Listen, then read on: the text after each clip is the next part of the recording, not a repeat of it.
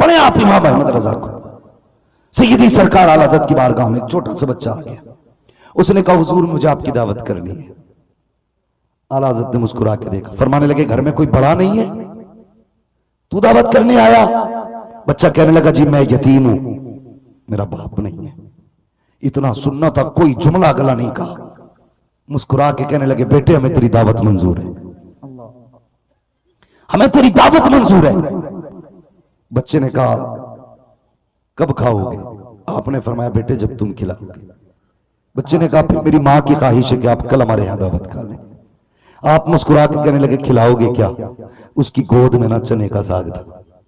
उसने कहा चने का साग और बेसन की रोटी यही खिलाएंगे। ये नहीं कहा था मैं इमाम अहमद रजा हूं, ये नहीं कहा था मैंने 1000 किताबें लिखी हैं, ये नहीं कहा था मैंने हुजूर को बार बार देखा है, ये नहीं कहा था मैं 56 उलूम पे महारत ताम्मा रखता हूं, ये नहीं कहा था मैं अल्लामा हूं, ये नहीं कहा था ये मेरे मैयार का खाना नहीं। फरमाने लगे जामा से कहते हम आएंगे।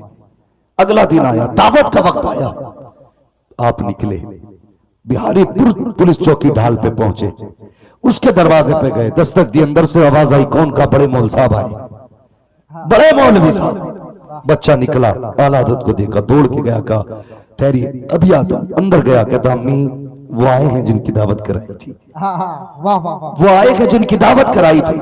माँ ने कहा अच्छा, माने ना कोई गद्दा नहीं दिया था 9 इंच 18 इंच का फटा हुआ टाट का टुकड़ा?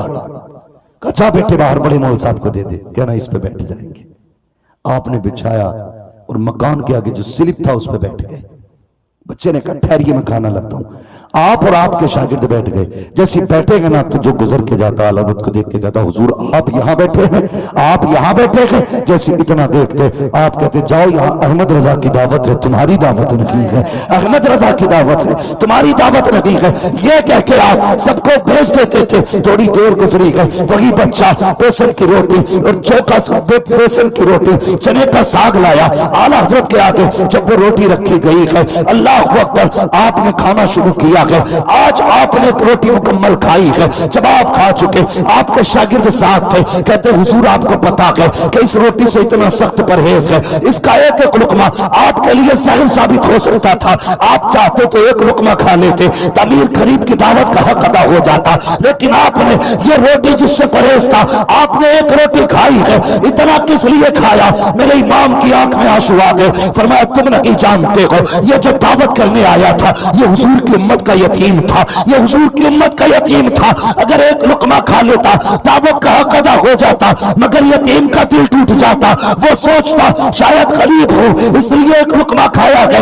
आप फरमाते हैं सुन प्यारे, अगर इसका दिल टूट जाता तो मदीने वाला उठ जाता। अहमद रजा बीमार तो हो सकता है, मौत को गले लगा सकता है, लेकिन मुस्तफा को नाराज करके ये अहमद रजा से गवारा हो नहीं सकता। वाह वाह वाह वाह, जिंदाबाद जिंदाबाद जिंदाबाद जिंदाबाद, हक हजरत हक। वाह वाह वाह, तवज्जो है सारे लोगों की? बात समझ रहे हैं ना?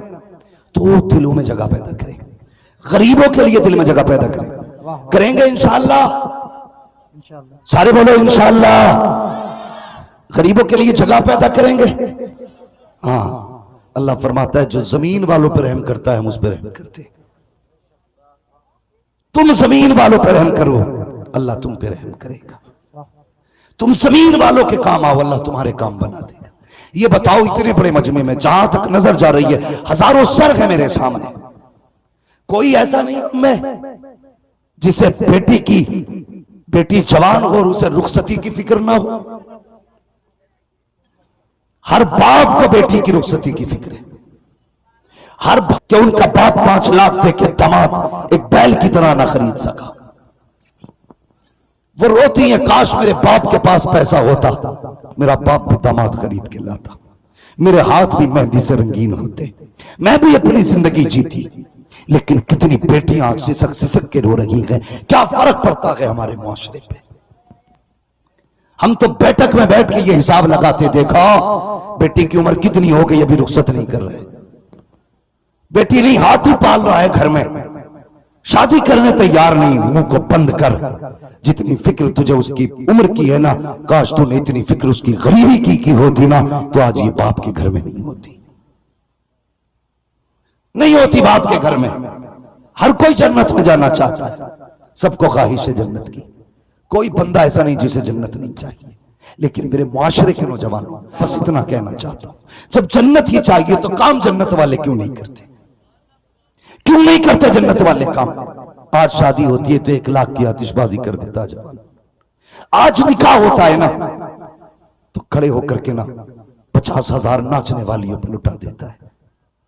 फिर मुसीबत में आता है और कहता मुझे आफत लग गई, मुझे मुसीबत लग गई, मेरे घर में बरकत नहीं है, मेरी बेटियां बीमार हो गई हैं, मैं क्या कर सकता हूं? ये सोच के बंदा रोया करता है। और भाई मैं सिर्फ इतना कहता हूं, अगर खुदा करीम ने तुझे दौलत से नवाजा है तो इस पैसे के बदले में आतिशबाजी ना खरीद के लाया करो, इस पैसे के बदले में नचनिए ना लाया करो, इस पैसे के बदले में तमाशे ना किया करो, इस पैसे के बदले में ऐशयाशियां ना किया करो। खुदा ने तुझे लाखों का मालिक बनाया है। बेटे की शादी के ऊपर अगर तुझे पैसे खुश खर्च करने का तुझे शौक है, अल्लाह ने तौफीक दी है, तो जहां 1 लाख रुपए तुम किसी अपने बेटे की आतिशबाजी पे लगाया करता है, अल्लाह तौफीक दे तो वो 1 लाख रुपए लगा करके किसी गरीब की बेटी का हाथ पीला कर दे, इधर गरीब की बेटी का काराबाद होगा। खुदा तेरे सदके में तेरी बेटी के घर को आबाद फरमा दे। इसलिए मेरी गुजारिश है, मेरी गुजारिश है, भरें अपने हालात बेहतर करें, अपने माशरे को बेहतर करें, सोसाइटी को अच्छा करें। क्यों यार हम लड़ रहे हैं आपस में? हम किसी गरीब के काम नहीं आ सकते?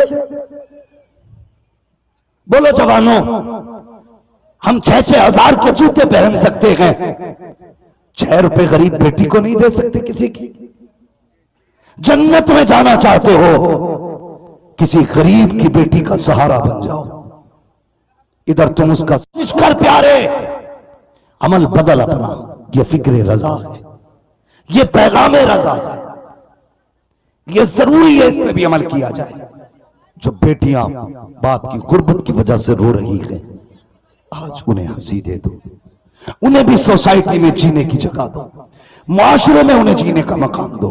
वो जीना चाहती है, उनसे जिंदगी की खुशियां न छीनो। वो जीना चाहती है, उनसे जीने का अधिकार न छीनो। लाके तो देख, मरना है ना सबको। जितने लोग नहीं मरेंगे वो हाथ उठा दे। नहीं, वो उसका हाथ उठाना गलत नहीं है, उसका तो मुंह ही उधर को है, मुंह ही उसका पल्ली तरफ है, तो वो उल्ली तरफ को क्यों देखे? है ना, ये मुरादाबादी भाषा। वो पल्ली और को देख रहा तो फिर उल्ली और को क्यों देखे? उसने ऐसे ही उठा दिया। अरे उठवा रहा मौलवी होगा, सही तो उठवा रिया होगा, है ना, ये सोच के उठाया। मरना सभी को है मेरे भाई, मरना सभी को है। कभी कब्रिस्तान जाते हो? अल्लाह सबको कब्रिस्तान ले जाए। बोलो आमीन। डर क्यों रहे हो यार? बरेली वाला मौलवी है, सुले कुल्ली नहीं बैठा है। बात है, घाटे की दुआ नहीं होगी, फायदे की दुआ होगी। मेरे हुजूर ने फरमाया ना, जो रोज कब्रिस्तान जाता है, कब्रों को देखता है, अल्लाह उसे मौत देता है तो शहादत का दर्जा अता फरमाता। मैं नेता थोड़ी हूं जो कह जाऊं तुमसे मुझे वोट दो, घर घर कब्रिस्तान बना दूंगा। मैं वो नहीं हूं। मैं कहता हूं कब्रिस्तान जाया करो, देखो वहां पे कितने पैसे वाले लेटे। आज उनकी कब्रों में ना कफन दिख रहा है, हड्डियां दिख रही हैं, लकड़ियां दिख रही हैं, फूल तो बड़ी बात, कोई मिट्टी डालने वाला नहीं, कब्र के गड्ढे बांटने वाला नहीं। आज कोई कुत्ते बैठ रहे हैं कब्रों में जाके, पानी भर रहा है। तुझे क्या लगता है दौलत कमा ली तो सब कुछ हो गया? शोहरत हो गई तो सब कुछ हो गया? तो पैसे वाला तो तेरी कब्र पे 150 साल तक कोई फाता पड़ेगा? 40 माह होने दे, कोई मुड़ के भी नहीं देखता है कब्र का हाल क्या है। इसलिए मेरी गुजारिश है, उम्मीद मत करना ये तीजे वाले बख्शवाएंगे, ये मत सोचना ये 40वें वाले बख्शवा के उठेंगे, ये मत सोचना तेरी जायदाद खाने वाले ठेका ले लेंगे जब तक बख्शा नहीं जाएगा, ये उस वक्त तक सदका करते रखेंगे। कोई किसी का नहीं होता के प्यारे। इसलिए बरेली से आवाज आती है, आज ले उनकी पना, आज मदद मांगो उनसे, कल न मानेंगे। कयामत में अगर मान गया अपने जीते जी उनके दीन की खिदमत कर कर जा, गरीब का सहारा बन जा, कोई तेरी कब्र में आए ना आए, तुझे तसल्ली देने मदीने वाले मुस्तफा आ जा। वाह वाह वाह, नारे तकबीर, नारे रिसालत, वस्लके आला हजरत हजरत अल्लामा मुफ्ती मोहम्मद हम्माद साहब क़िबला। नारे तकबीर, नारे रिसालत, जिंदाबाद जिंदाबाद।